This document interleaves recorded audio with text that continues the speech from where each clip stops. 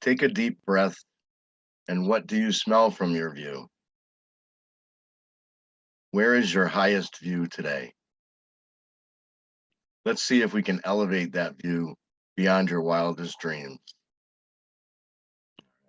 The topic for today is the view from here, living from a higher consciousness. We reflect the timeless wisdom of the journey and recognize this arrival is not the final destination of our spiritual evolution. We breathe in the view, appreciating the expansiveness of our growth and development along the way. To take this a step further, the Center for Spiritual Living created an annual journal, and this week's quote says, "Somewhere between the bottom of the climb and the summit is the answer to the mystery why we climb." So today we ask, why do we climb? And where are we climbing to? I'd like to explore this today. Personally, I am climbing today. This is the first time I have presented this kind of talk. I'm so excited to be here with you, and I also want to make sure that I keep my place. So I'm going to be looking at my notes a lot. So I invite you to imagine me face to face with you, looking directly into your eyes, like you were the only person in the room. Because for me, today, we are one. All of us together as one. Individualized expressions of the one God, united in a way that our human minds can hardly comprehend. So back to the question of why do we climb? It is in our human nature to climb to that summit and to experience all the good that is available and ready for us to enjoy. We are spiritual beings having a human experience. That is what and who we are. Like Reverend Patrick and Reverend Jackie have reminded us, we need not search for God or to the answers to everything we think about. They already exist within us. We need to open up and let God out so we can see, touch, taste, smell, and hear all of God's goodness. So let's look at a child. They don't care how many times they fall. They get up. If they can get up, they try it again. If they're physically challenged like my daughter, they find a way. They do whatever they can to climb, to achieve, to grow. Children want to experience life. They want to see life, touch life, taste life, smell life, and hear all the wonderful sounds of this life. As important as the five senses we have been given is the gift of imagination. To me, the imagination is the greatest gift of all, and that is all we need. We can freely imagine anything we want and achieve all we desire. Ah, the view from a child's perspective. The world stands before them with unlimited possibilities, dreams and desires, full of aspiration. If you ever had a child or been around them, maybe you've seen this in their expressions, witnessed their unlimited curiosity.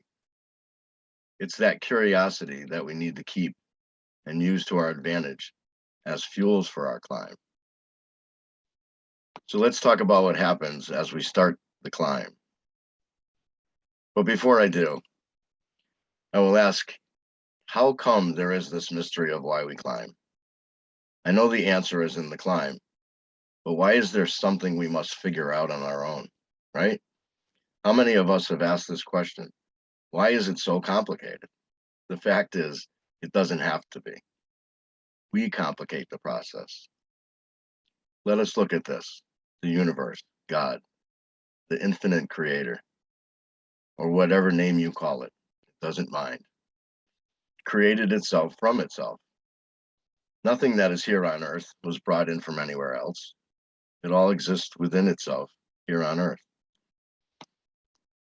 And if we are created in the likeness and image of the great creator, then doesn't it just make sense that we are able to create our future in the same way from within ourselves? What you can imagine doing is possible, even a trip to the moon. There is a way for you to do everything you can imagine. Dr. Holmes says we don't create, we co-create. Like in the reading, involution is the cause and evolution is the effect. We live in a world of cause and effect. To take it further, every thought you have has an effect. So be careful what you're thinking about. The spiritual law is always waiting for a command and ready to create what we imagine and what we think about. One of our famous sayings is, what you think about, you bring about. And what a wonderful gift that is. You don't need to pay for it or get some kind of degree to use it or turn a certain age. It's free for us to use. Now let us talk about what takes place as we start that climb. People, friends and family, and loved ones start offering advice such as, don't do that. You can't do that. I know someone who tried that and lost everything. People like us don't do those things. You could get hurt and maybe lose everything. Remember what happened the last time you tried to do something like that? And the list goes on and on.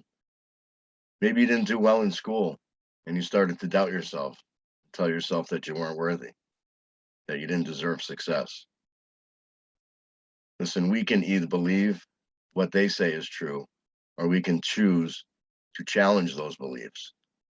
I had to challenge all of my beliefs through the classes that I've taken here at CTCSL.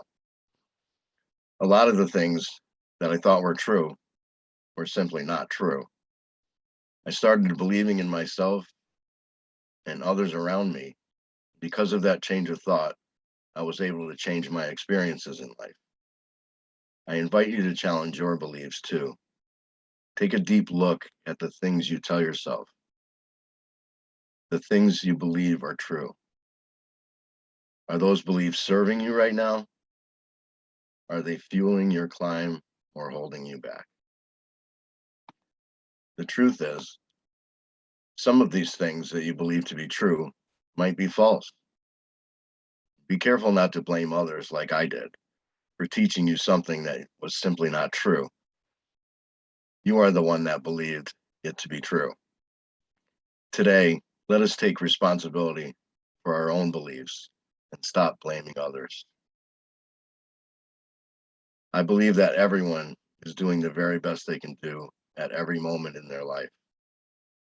Sure, it's easy for us to say they should know better, they should do better, they should be better. But they are climbing too. The fact is, they may not know better, and we have no right to judge other people. I used to blame my parents for my lack of understanding and knowledge, but it wasn't their fault. They were doing the best that they could do at that time. And I was the one that agreed and said, yes, I am willing to believe in lack.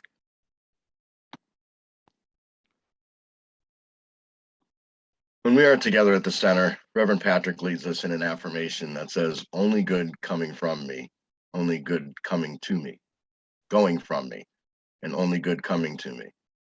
God is always listening and responding to our word, spoken or unspoken. So if we believe that only good is coming to me and going from me, then isn't that the dream? Isn't that the fuel for our climb? We are all climbing, and we need to forgive ourselves for the choices that we have made in the past, that we judge as right or wrong, or misguided. In all honesty, they are exact steps that we have taken and led us to where we are here now. Remember, there's no mistakes, just lessons to be learned. Forgive others for what you may have thought they did to you.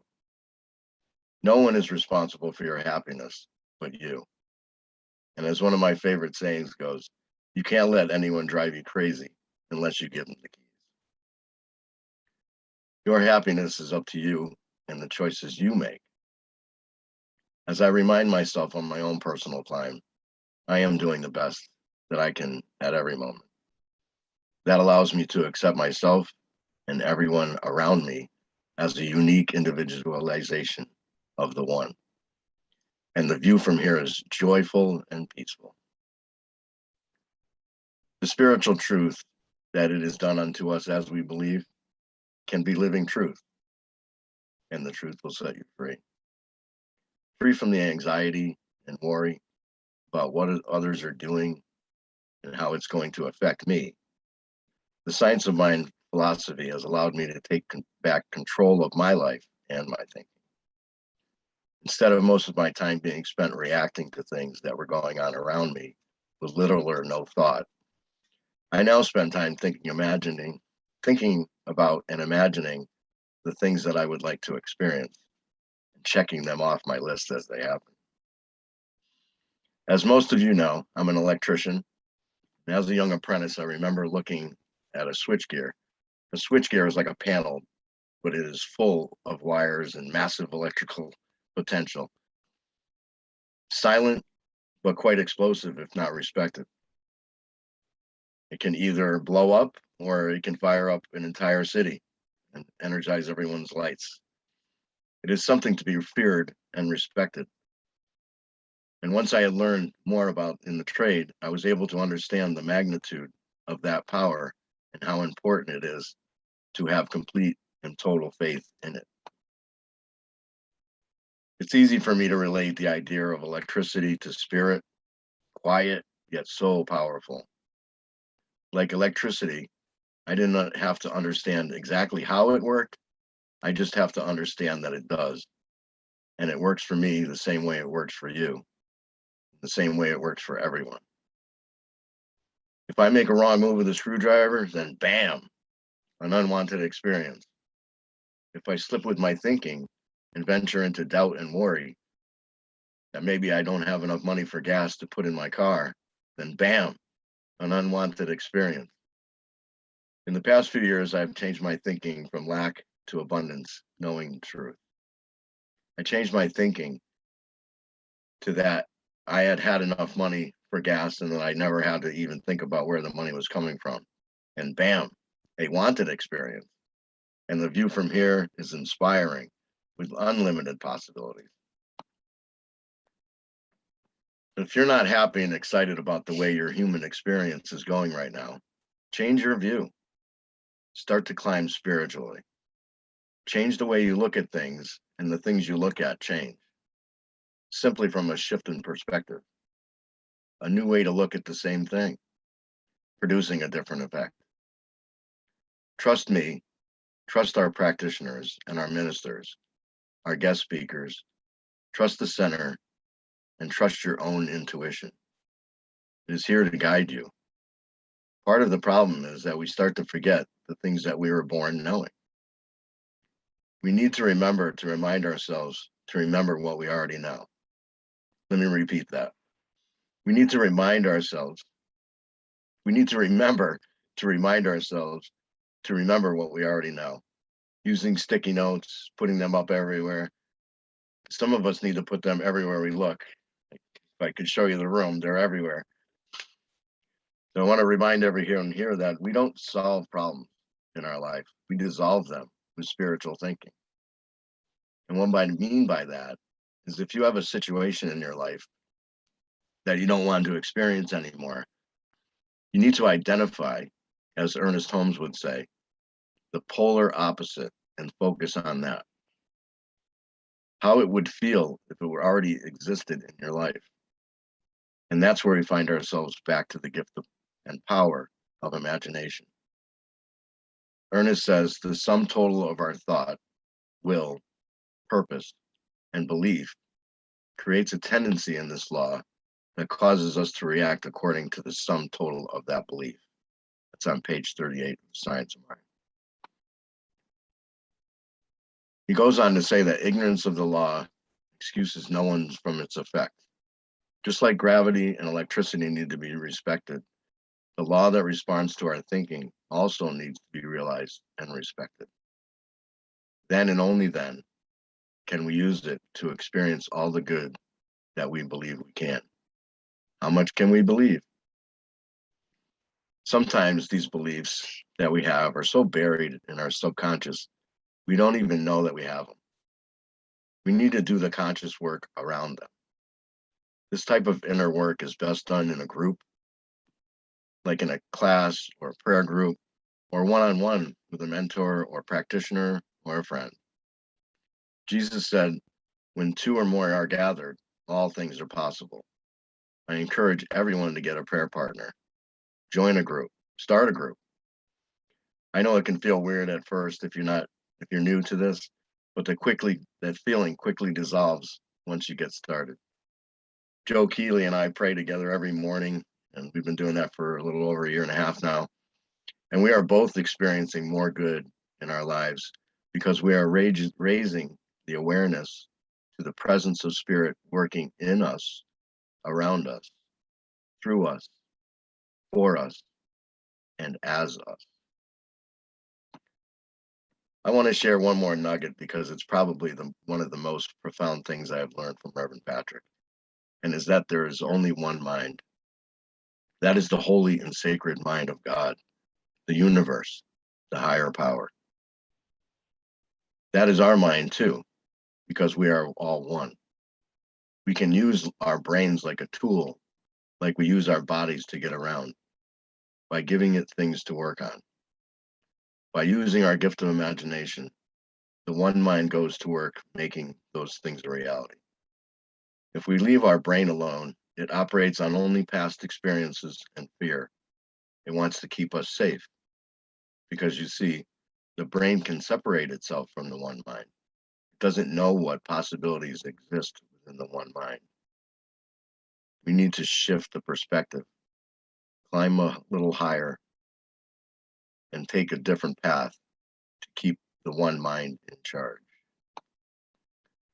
So let me recap this for you so you have something to leave with that will enhance your life starting today. Realize that everyone is doing the best they can.